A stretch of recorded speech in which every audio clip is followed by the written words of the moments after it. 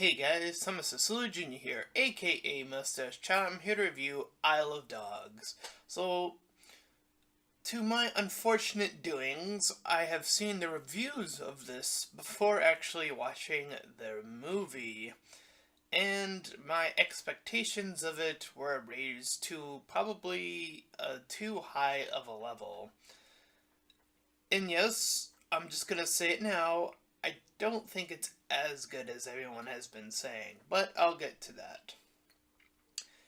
I do think it's good though, but just not as good as people have been saying. Anyways, this movie starts off in this little monastery, and we get this narration from this dog who talks about how the dogs have been castrated to this island, Trash Island, or the Isle of Dogs. And we get this whole thing about this cat dynasty, which never ever comes up again in the movie, except kind of? A little bit. Not really. I don't know if their intention was to suggest something, but I'll get to that later as well. Um, anyways, they also tell the story of this child samurai who fought off a bunch of people and how the dogs were able to breed and multiply while living on that island. And it cuts to this little drumming session. Afterwards, it seems that this takes place 20 years in the future. I don't know if it meant from when the little narration was taking place or just in general.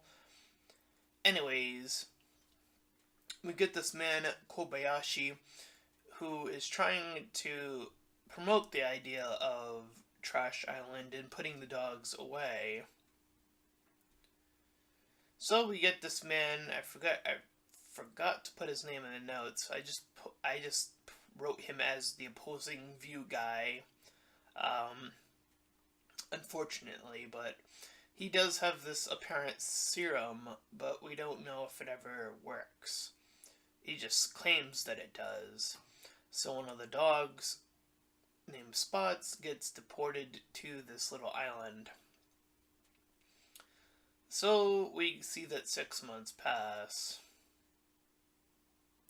and then we see the many different types of dogs.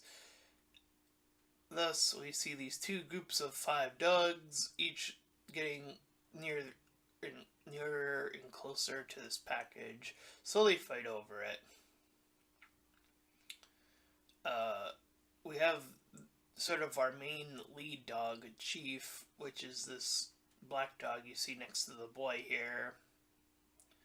Rex, that light brown dog, Duke, the gray wolf, King, that light brown dog right there, and Spots was the one I mentioned earlier. And there are some other dogs they meet along the way. And the last one I'll mention is Boss, is that shirted dog you see next to that light brown dog. Anyway, so the 5 dogs we see, they meet this female dog named Nutmeg, and afterwards they see this plane crash, and when they go up to it, they save this boy who's looking for Spots. So we see later on that this dog belonged to him. So we learn from flashbacks and stuff of that nature that Kobayashi, or I'll just call him Koba, is his uncle. And once we learn that, we see that at least in Trash Island, 24 hours have passed. So they try to help the boy build the plane. He flies it for a bit until he finds out that the dog he was looking for was this fake out, and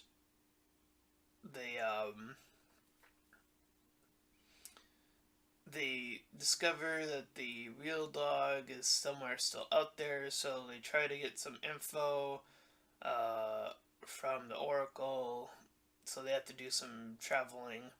And somewhere along the way, they encounter a robot dog who's built to stop them.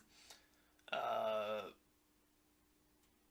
they try to go for the boy, and they have the chief go after the robo dog. And then the other humans try to take Aki on, who has this little slingshot, and he's able to take them out via the slingshot. And the thing I noticed from earlier, like I said in the beginning, there's this whole thing about cats.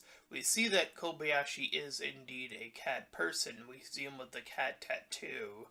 But again, they never really go anywhere with this. This whole idea of like the cats being a part of this somehow. I thought that's where they were going based off of the narration, but they never do anything with it. Anyways, the dogs are put on these little posters,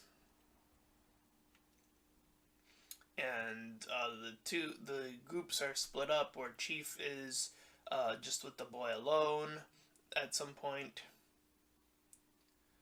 but along the way, as far as along the travels, Chief like refuses to sit, and he talks like Nutmeg about like their whole situation, about stuff, about life, about mating and all that good stuff. So Chief often gets the outvote from the light brown dog, who often actually ends up really taking charge in the movie, but throughout the movie we get this one dog. I think it's the wolf actually, who keeps getting these rumors that conveniently kind of move the movie along, and they're also kind of set up as these little cliches and all this other stuff. So we cut to this girl with an afro hair. I forget what her name was. I'll just call her Afro because I don't remember her name, unfortunately, either. She's like this conspiracy girl who has like trying to get it out that Kobayashi is doing all this stuff. So meanwhile, we cut back to our little dog group who are traveling back for a while. And while they are traveling together to continue to look for spots, they talk about their favorite food, and then Chief talks about how he wasn't always a stray, and then how he bit a child, and how that essentially got him to, I guess he kind of got himself to leave after that. So then they finally meet, or re-meet the Oracle. I forgot when they actually do meet the Oracle first. I think it's around here. My notes were a little bit jumbled, but anyway.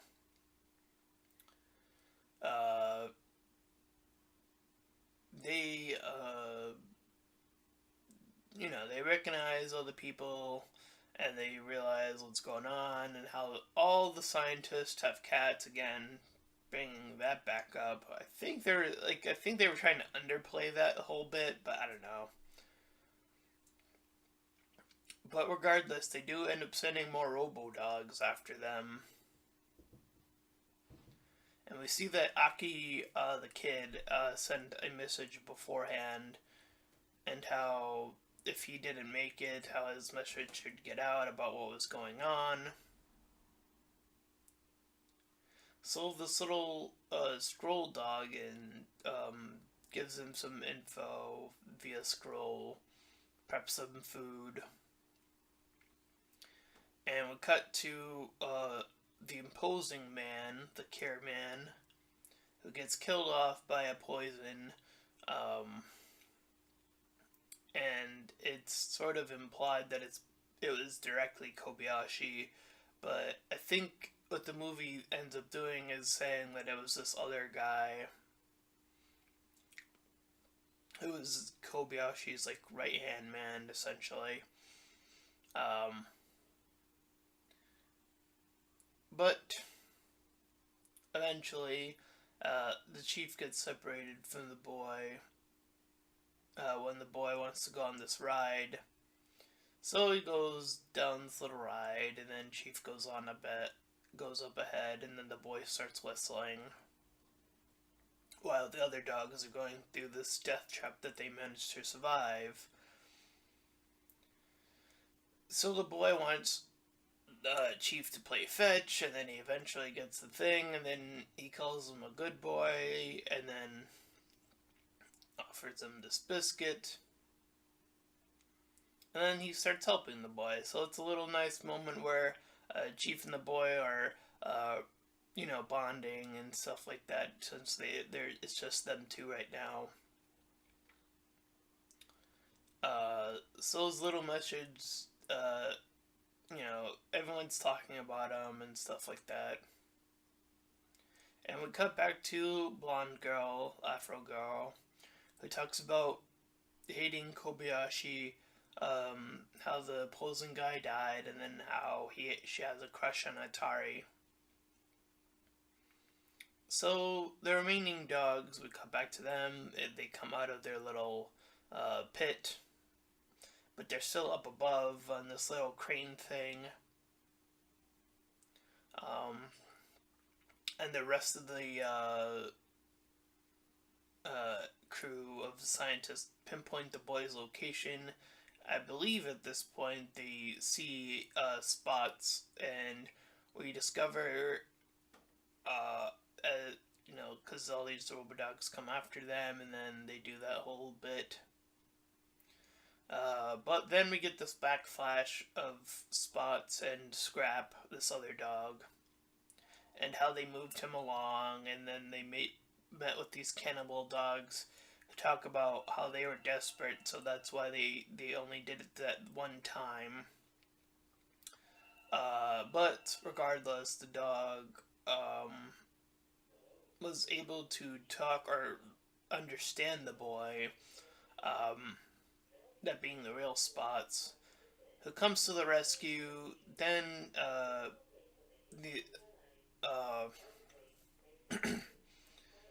so anyways, Chief, I believe, was in Spots talk about the boy,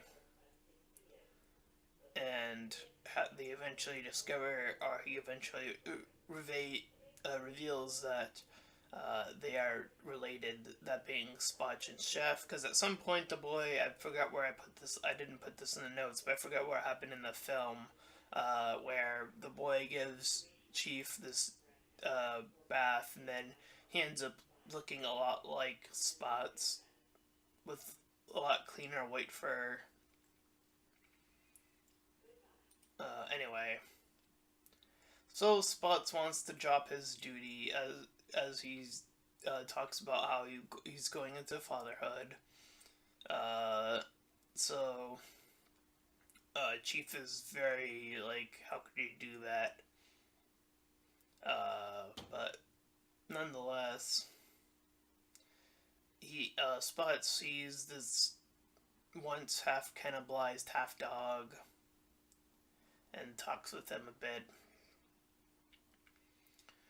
We learn that the Kobayashi company in general, we see that they were the ones who invented the virus in order for this whole thing to come together in the first place.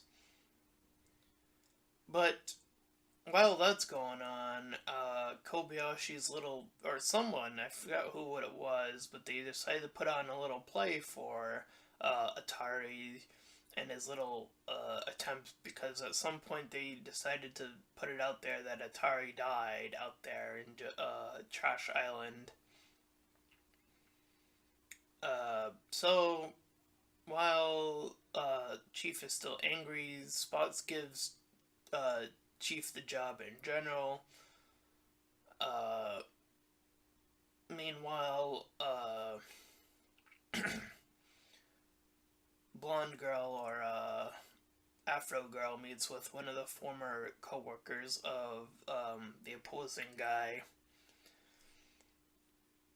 and they talk about information about potentially putting Kobayashi down, and then she gets the cure from the owner or from the bartender for some reason. I don't know.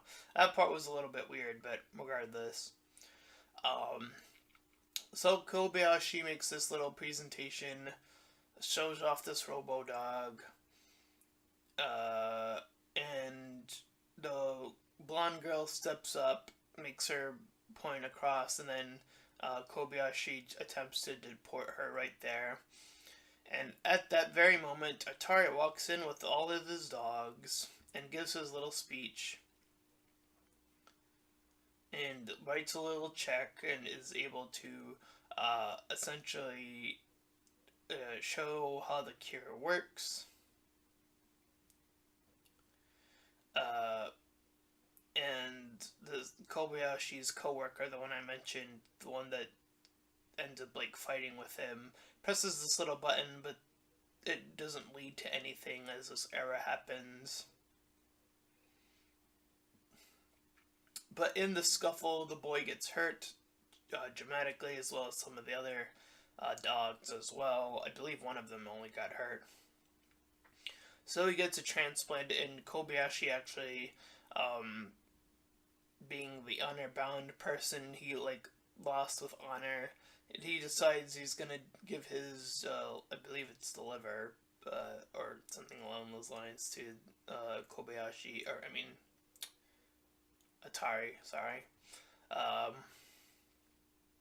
Anyways, after that, life returns to normal for the remaining dogs. They're all back in their little homes.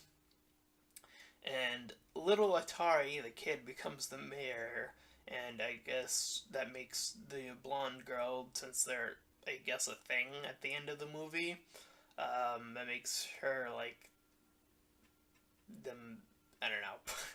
Anyways, Chief talks with Nutmeg about wanting to have kids, while Spots and his little wife are, have their little secret hideout with kids, and that is essentially the end of the movie. And that was I Love Dogs. So it was it was a good movie. I will say that, but there were some parts that it got a little confusing, like how they are so easily able to get the cure, how they, how this their whole rumor bit kind of just, it gets kind of old a little bit. Um, the setup with the whole dog thing with Chief and Spots was probably really to me it was pretty interesting. But his relationship with Nutmeg kind of gets brushed off to the side, as well as that cat thing I mentioned kind of gets brushed along, um, for all this other information that we have to go through. But other than that, um, I think the boy and the Chief's, you know, little moments are pretty brief, but I think they do enough of a job there to at least establish that they're gonna end up like being, you know, boy and his dog. They're going through that route, obviously, and I think they pull that off okay enough. Um, and I think it's okay. I think it's it's fine. As far as the whole claymation thing, I think they did their job. Whenever I see all the claymation movies I've ever seen, anyways, have done a pretty good job of doing that. So, there's not much else to be said on that end. So that's my review of Isle of Dogs. I don't know. I think I'd give it a 6 out of 10. I do think that there could have been some more moments where they either explain something a little bit better, or they just give something a bit more time to develop, whether that be a relationship or something else. Um, like I said, I think it's close enough to being solid to warrant that 6 out of 10, but that's just me. Obviously, others have enjoyed this movie a lot more, so there's that. So that is my review of I Love Dogs. And if you enjoyed this review, then please feel free to like, comment, and subscribe. Also, make sure to check out that link in the description. I'll head you over to my Patreon page, and any donations are greatly appreciated. And until next time, everyone, bye-bye.